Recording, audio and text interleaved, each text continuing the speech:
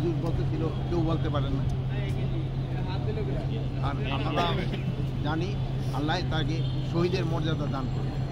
এই কর্তব্যরত অবস্থায় সে চলে গেছে এবং তার মা বাবার যে কীরকম অবস্থা আপনারা সবাই বুঝতে পারতেছেন। তার একটা মাত্র ছেলে ছিল আর একটা বড় বোন, একটা আবার এই হলো ছিল সবচেয়ে ছোট। এই ছিল সিলেটে তার পোস্টিং ছিল, কিছুদিন আগে সে ঢাকা তাকে আনা হয়েছিল, কিন্তু সে খুবই ভালো ফাইটার ছিল। এই জন্য তারাই কিন্তু স্পেশাল টিমের জন্য আনা হয়েছিল। তা আমরা সবাই তার জন্য দোয়া করব, আল্লাহ যেন তার কবর আযাব মাফ করেন, আল্লাহ যেন তার বেহেশতে নসিব করেন। স্যার একটা প্রশ্ন উঠতেছে স্যার, যে যখন বলবো যে এটা ব্যর্থতা, যেহেতু ট্রাক ওখানে চলাচল করাটাও উচিত ছিল না, বাট আমরা ট্রাক চালককে ধরে ফেলছি এবং তারা আমরা আইনের আওতায় অবশ্যই নিয়ে আসবো।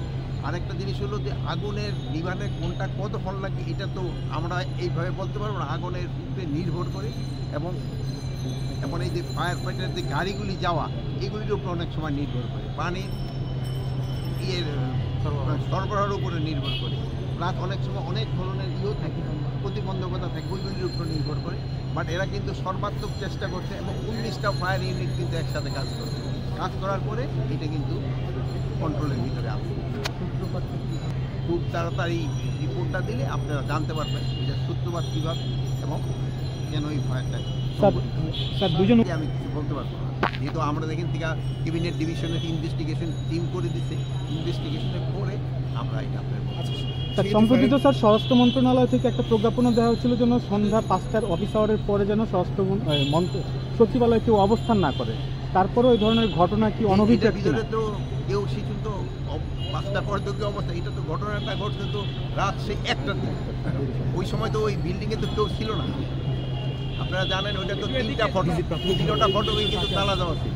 প্লাস প্রত্যেকটার যে প্রত্যেকটা ফ্লোরে যার যার মন্ত্রণালয় ওইটাও কিন্তু তালা দেওয়া থাকে, ওইগুলোও কিন্তু তালা দেওয়া ছিল। এটার ভিতরে কিন্তু একটা ফটো ভেঙে কিন্তু ফায়ার ফাইটাররা ভিতরে ঢুকছে।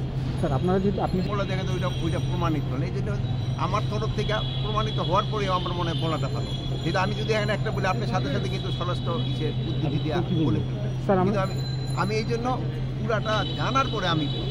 আর প্লাস এখানে ধরুন এক্সপার্ট ওপিনিয়নও দরকার হবে, এখানে কিন্তু আমরা এক্সপার্টও রাখি, এখানে এক্সপার্ট ওপিনিয়নও দরকার হবে। আমরা তো ইন জেনারেল আমরা ই চোখে দেখতেছি, কিন্তু এক্সপার্ট ওপিনিয়নও দরকার হবে। অ্যাকচুয়াল কীভাবে ঘটলো এটা আমরা অবশ্যই আপনাদের। তাহলে কি স্যার আমরা এটা বলে নিব, এটা বলতে পারবো যে স্যার আমরা গণমাধ্যম কর্মীরা এখন পর্যন্ত কোনো সূত্রপাত সম্পর্কে কোনো কিছু জানতে পারিনি? আপনার গণমাধ্যম না বলে আমরাও জানতে পারি, বলবেন যে আমিও তো জানতে পারিনি। আপনারা যদি জানেন তো আমরা বলতে পারেন, বাট আমি তো জানতে পারি নাই, দেখি আপনারা বলতে পারেন। সিসি ক্যামেরাগুলো কি সচল ছিল কিনা?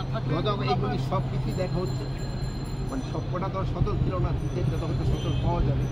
এরা তো কাজ, আপনি ধরেন যে সেই সময় তো যেসব কাজ করে সেই সময় এইগুলি অত আগুনটা নিভানোর লোক, যেসব সিসি ক্যামেরাটা কাজ করে কি করে না ওইটার দিকে খেয়াল করা, এদিকে তো খেয়াল রাখে। স্যার ফায়ার ফাইটার নিহতের ঘটনায় আপনি ব্যর্থতার কথা স্বীকার করলেন, তো এই ব্যর্থতার মানে আমি বিচার বা এই বিষয়, এই বিচার তো অবশ্যই হবে। আমার একটা কর্মী মারা গেল, এটা আমার একটা ব্যর্থতা না, এটা কিন্তু আমি শোকাহত না। হয়তো এই যে ছেলেটা চলে গেল, সবচেয়ে বেশি তো ধরেন ওর মা বাবা, অনেকে অনেক সময় কিন্তু আস্তে আস্তে বলে, কিন্তু মা বাবা কিন্তু সহজে বুঝতে পারবে না, তার সন্তান কিন্তু সে বুঝতে পারবে। আমরা আপনারা দেশে আমরা হয়তো একসময় ভুলে দেবো, কিন্তু তার সন্তান কিন্তু বলতে পারবে। অনেকে বক্তৃতা দিয়ে অনেক কথা বলতে পারবে, কিন্তু কিছুক্ষণ পরে কিন্তু তারা ভুলে দেবে, কিন্তু মা বাবা কিন্তু বলতে পারবে। এবং তার মা বাবা যেন ভালোভাবেই থাকতে পারে, ওইটার জন্য আমাদের যত দেখা দরকার আমরা অবশ্যই দেখব।